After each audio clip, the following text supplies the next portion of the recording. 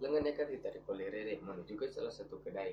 Lalu saat mereka tiba, Eka pun berdiri terdiam, menatap gadis itu yang baru saja berucap tak jelas menurut Eka. Sejak tadi, berulang kali ia mengatakan, "Astaga ya Allah," dan lainnya yang seakan-akan masih tak percaya dengan semua ini. "Udah, kamu mau minum apa?" tanya gadis itu sambil menoleh ke belakang saat tangannya terlepas.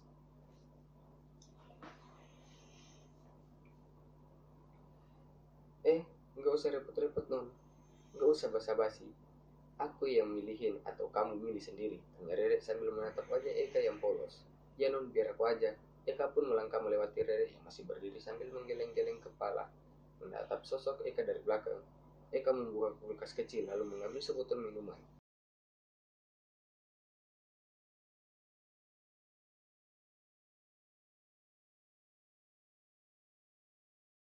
Saat Eka baru saja ingin mengambil dompet dari dalam tas, Rere mengernyit.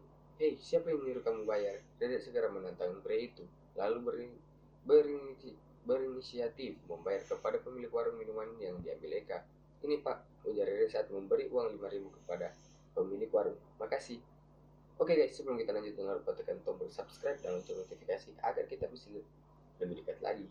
"Iya non, makasih non." "Iya, yuk ah," balas Rere lalu mengajak Eka meninggalkan warung dan kembali berjalan berdampingan. Setelah berjalan dan mengobrol bersama, berkeliling mengeluarkan keringat telah sejam lamanya mereka lakukan. Bercanda bersama, tertawa bersama, hingga tak terasa Rere melihat jam di ponsel yang baru ia ambil dari dalam tasnya. Nggak rasa ya? Iya non.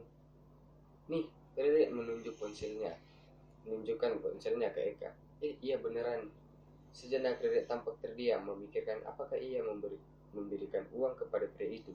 Namun takut ia tersinggung, ataukah ia menaruhkan diri untuk mengantar pulang.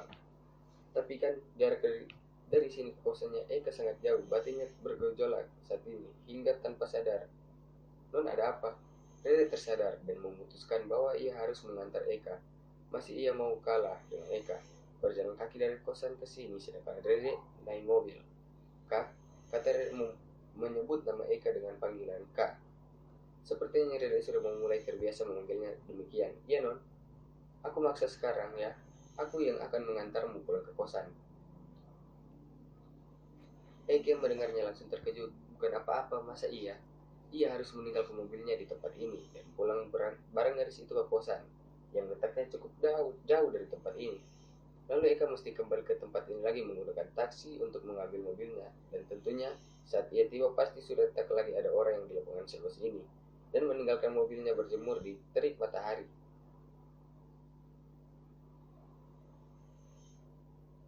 Eka pusing dibuat. Lama ia menam, men, Lama ia menimang-nimang dan mencari kalimat yang pas untuk menolak tawaran dari gadis itu.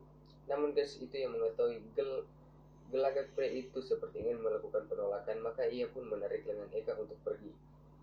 "Banyak mikir kamunya, nanti cepat tua. Yuk ah." Non, aduh non, mau kemana?" "Mau ke kosan kamu lah." "Masa mau ke KUA sih?" "Astaga non, aku belum mau pulang nih," kata Eka mencoba menolak tawaran gadis itu. "Bawel, aku gak mau kamu jalan kaki. Lagi pula, gak kasihan apa dengan betis kamu? Kamu udah bisa non." Kan udah biasa non. Biasa biasa mau nyomot." "Dah, gak usah protes," jawab Rere membuat Eka menarik nafas dalam-dalam. Hingga akhirnya Eka pun pasrah dengan kondisinya saat ini yang lengannya masih dipegang oleh gadis itu. Lalu ia pun mulai mengeluarkan ucapan yang sejak beberapa saat tak mampu melawan gadis itu. "Non, iya non, aku ikut, tapi lepasin tangan aku." Gadis itu mulai ke belakang lalu ia pun tersadar dan melepas pegangan dari tangan pria itu. Makanya dari tadi ke." "Iya non." "Ya udah yuk." Akhirnya mereka berjalan bersama menuju ke mobil Rere yang dari kejauhan ternyata memarkir di samping mobil Eka. Eka pun mencoba bersikap biasa dan tak mempedulikan salah satu koleksi mobil kesayangannya itu tertinggal di lapangan ini. Hingga Rere menghentikan langkah sesaat dan menatap mobil mewah yang parkir di samping mobilnya.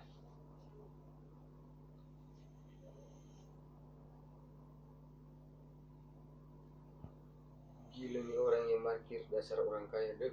Ada apa non? Masa ia parkir mepet gini? Bukan mobilku sih yang kasihan, tapi mobilnya. Kalau kesenggol sama mobilku bisa runyam jadinya. Rusak juga nggak apa-apa kok, Bumam. Eka tak sadar membuat Rere menoleh dan menatap. Kenapa? Kamu bilang apa tadi? Eka langsung tersenyum kecut.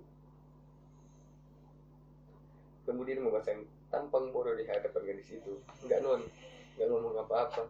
Ya udah, ya sudah, yuk. Satria baru saja melangkah semeter. Eka berpikir ada baiknya ia membersihkan mobilnya. Apakah sudah memeriksa mobilnya, apakah sudah terkunci atau tidak. Karena terbiasa jika berlalu di samping mobilnya, maka ia memencet remote untuk mengecek kembali apakah terkunci atau tidak.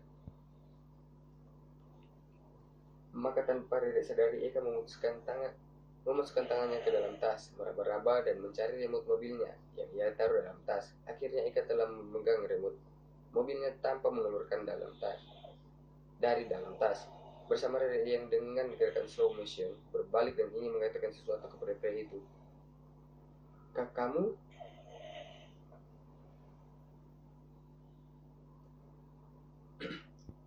pip pip bersama mobil di samping berbunyi dan Rere melihat jelas Eka sedang berposisi memasukkan tangan ke dalam tas dan ia pun melanjutkan ucapannya dengan terbata-bata.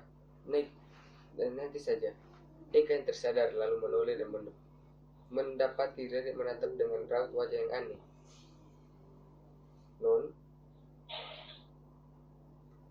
Non ada apa? Diam, tak ada jawaban dari gadis itu.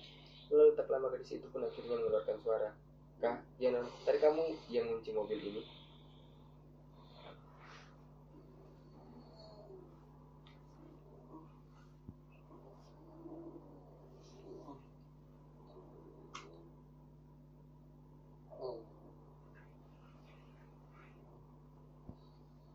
Oke guys, terima kasih karena sudah membaca novel kami. Jangan lupa tekan tombol subscribe dan lonceng notifikasi agar kita lebih semangat lagi membuat novel-novel yang Anda inginkan.